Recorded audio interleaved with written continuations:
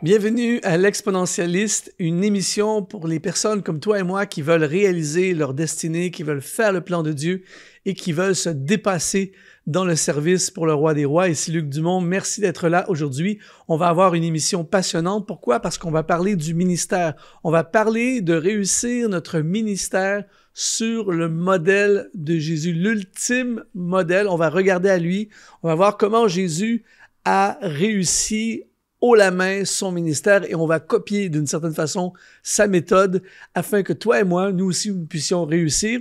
D'ailleurs, si le sujet t'intéresse et que tu vas aller encore plus loin après cette vidéo, eh bien, j'ai créé un programme qui s'appelle 5 essentiels pour accomplir ton ministère. C'est le lien qui apparaît au bas de l'écran en ce moment et tu pourras rejoindre par la suite. On va continuer encore plus dans cette thématique. Alors, je ne sais pas si tu es en ce moment dans le service pour Dieu. Si tu l'es, eh bien, félicitations. C'est la plus belle chose qui peut nous arriver dans la vie, c'est d'avoir l'honneur, le privilège de servir l'ultime roi des rois, le Dieu de l'univers. Mais beaucoup de gens servent ou essaient de servir ou s'impliquent dans l'Église sans parfois comprendre également profondément exactement ce que implique le service. Et parfois, on galère très fort et on n'a pas les résultats qu'on pourrait avoir, qu'on voudrait avoir. Aujourd'hui, je vais te donner le modèle parfait, le modèle de Jésus. Et il y a 5 éléments qu'on va voir ensemble pour t'aider à réussir pleinement ton ministère. Si en ce moment tu es dans le service pour Dieu, tu es impliqué d'une façon ou d'une autre dans l'Église, eh bien j'aimerais que tu puisses laisser dans les commentaires quel genre de service tu fais, ça fait combien de temps, je lis tous les commentaires et je suis toujours béni de voir des gens des 4 coins de la planète. Tu peux même dire, je suis de Kinshasa, je suis impliqué dans la louange, je suis de la Polynésie française, je suis impliqué dans l'accueil, peu importe c'est quoi tu fais, eh bien spécifie-le et on va pouvoir célébrer ensemble le service pour le Roi des Rois. Alors aujourd'hui, premier élément pour réussir ton ministère comme Jésus, c'est servir en priorité. Jésus est le Fils de Dieu, le Roi de l'univers, l'envoyé suprême. Il aurait pu arriver comme un grand roi et tout ça, et dominer tout ça, mais il est venu en mode service. Il dit dans Jean chapitre 13, versets 14 à 16, « Si donc je vous ai lavé les pieds, moi le Seigneur et le Maître, vous devez vous aussi laver les pieds les uns aux autres, car je vous ai donné un exemple, afin que vous fassiez comme je vous ai fait. En vérité, je vous le dis, le serviteur n'est pas plus grand que son maître, que son Seigneur, ni l'apôtre plus grand que celui qui l'a envoyé. » Wow! Quel message qu'on devrait enseigner en priorité à l'école biblique, quel message qu'on devrait enseigner en priorité à toutes les personnes qui se lancent dans le ministère et qui commencent à s'impliquer dans l'œuvre de Dieu. C'est-à-dire que Jésus, qui aurait eu le droit, le titre, tous les privilèges, il aurait pu venir pour dominer, mais il est venu en mode serviteur et il a fait un geste extrême même en faisant le lavage des pieds, parce qu'il faut comprendre que dans le contexte du Nouveau Testament, c'était une tâche extrêmement ingrate qui était réservée aux serviteurs qui étaient le plus au bas de l'échelle dans la hiérarchie, si on peut mettre une hiérarchie parmi les serviteurs. C'est-à-dire qu'à l'époque, les gens marchaient nu-pieds, en sandales, dans la boue, dans le sable, et lorsque les gens recevaient à manger chez eux, eh bien, et c'est compréhensible, on offrait à la personne de se laver les pieds et on demandait à un serviteur le plus bas dans l'échelle sociale de laver les pieds. Et Jésus, t'imagines, Jésus a fait ça à ses disciples, lui, le Fils de Dieu, et il envoie un message extrêmement puissant, c'est-à-dire que le service est prioritaire. Alors, si toi et moi, on veut grandir dans notre service pour Dieu, on va aller plus loin, on veut conquérir, on veut accomplir la volonté de Dieu, eh bien, on doit venir avec cette mentalité de serviteur. Qu'est-ce que je peux faire pour t'aider? Qu'est-ce que je peux faire pour améliorer ta situation? Qu'est-ce que je peux faire pour te faire progresser? Qu'est-ce que je peux faire pour te valoriser? Et c'est pas tout le temps ça qu'on voit malheureusement dans le service pour Dieu, mais le vrai cœur du serviteur, celui qui plaît au cœur de Dieu, celui qui va être grand dans le royaume de Dieu, pour reprendre les paroles de Jésus, eh bien, c'est celui qui sert en priorité. Merci de me donner ton attention pendant quelques instants. Si tu es inspiré par le contenu que tu reçois sur Exponentiel TV, si tu as été touché d'une façon ou d'une autre, si ça t'a parlé à travers chacune de nos émissions, eh bien, j'aimerais faire appel à toi aujourd'hui en rejoignant les activateurs de destinée, en devenant un partenaire de cette mission. On veut rejoindre des multitudes de personnes comme toi pour impacter leur vie, les amener dans leur destinée. Alors, c'est simple. Tu vas dans le lien qui apparaît dans la description de cette vidéo et tu peux faire un don, tu peux devenir un partenaire mensuel et rejoindre ceux qui permettent la réalisation de ces émissions. Je te remercie déjà. Rendez-vous dans l'émission. Deuxième principe pour réussir ton ministère, c'est la prière en priorité. Si il y a quelqu'un qui devait être méga sollicité, ça devait être Jésus. Je ne sais pas si tu as déjà vécu cette expérience. Moi, je le vis des fois quand je suis dans des tournées, tout ça. On prêche, on parle aux gens, on prie avec les gens. Là, il y a plein de gens qui viennent te voir. Luc, il faut que je te parle. J'aimerais avoir un conseil. Peux-tu prier pour moi? Tout ça. Et on n'est que des hommes. Imagine Jésus. Et c'est pour ça qu'on lit dans Luc chapitre 5, versets 15 et 16. Sa renommée se répandait de plus en plus et les gens venaient en foule pour l'entendre et pour être guéris de leur maladie. Et lui, il se retirait dans les déserts et priait. Imagine Jésus à une époque où il n'y a pas de médecins ou peu de médecins, où les gens meurent, l'espérance de vie est très jeune, où il n'y a pas les soins et les services médicaux qu'on a aujourd'hui, les gens sont malades et tout ça, il n'y a pas de solution. Et là, ils entendent dire que Jésus, tu le touches, il te touche et tu es guéri. Tu peux imaginer les foules qui devaient venir de partout pour le toucher, pour être avec lui, tout ça.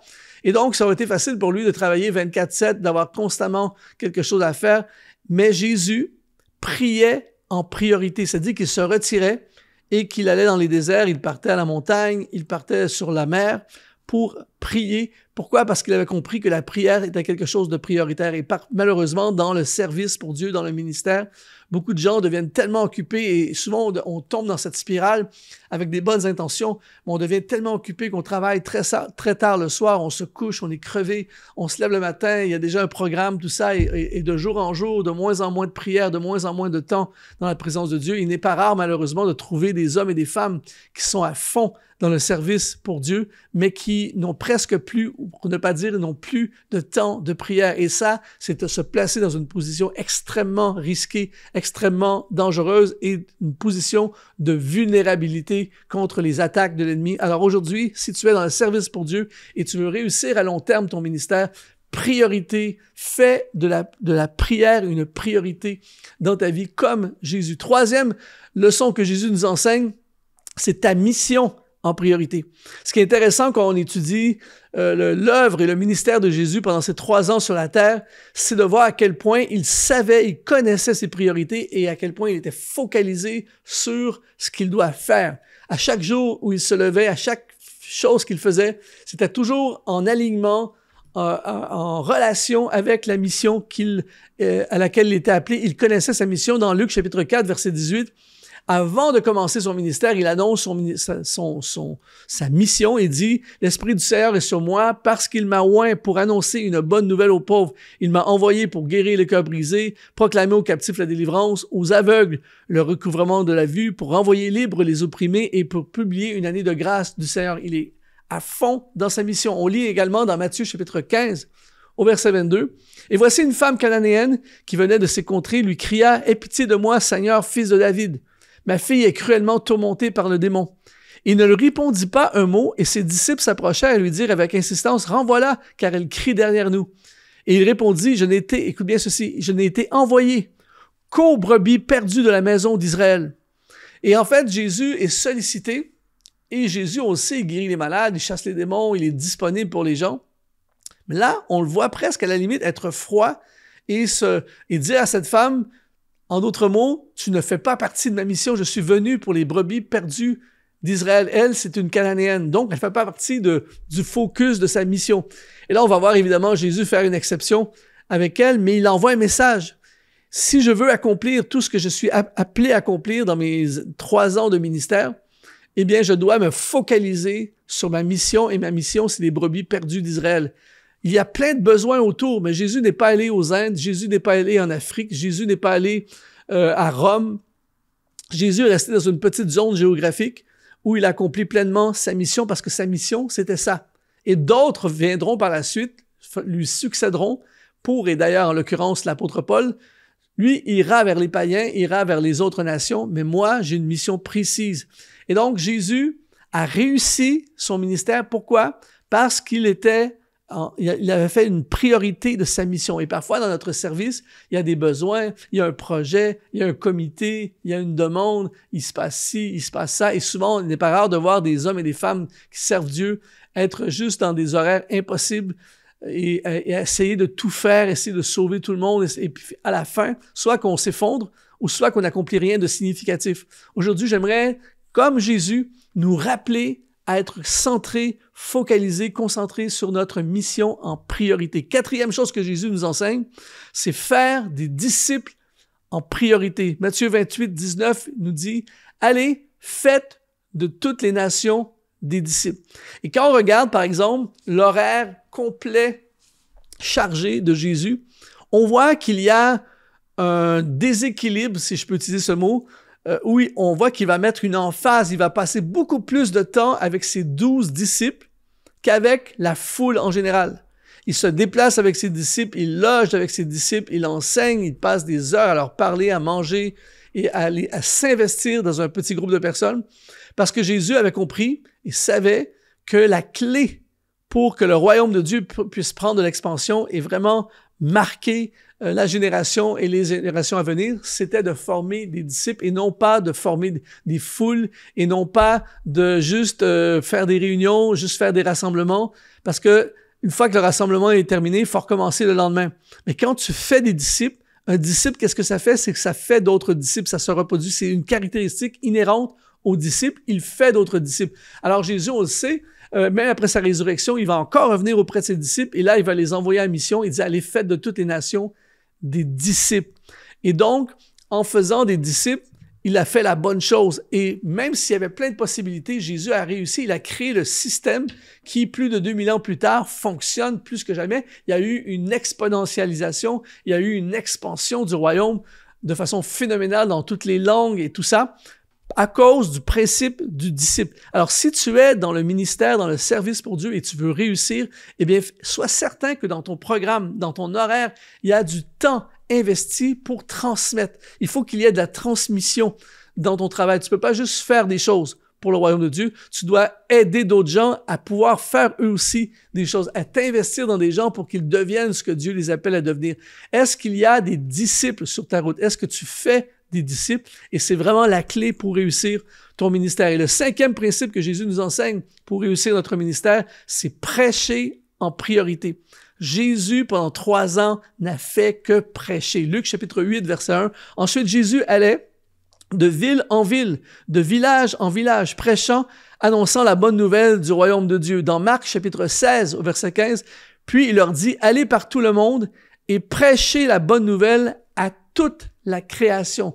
Prêcher, prêcher, prêcher. Jésus aurait pu dire, OK, là, je vais rester ici, puis je vais implanter une église et je vais passer la semaine à organiser des groupes et à faire toutes des bonnes choses.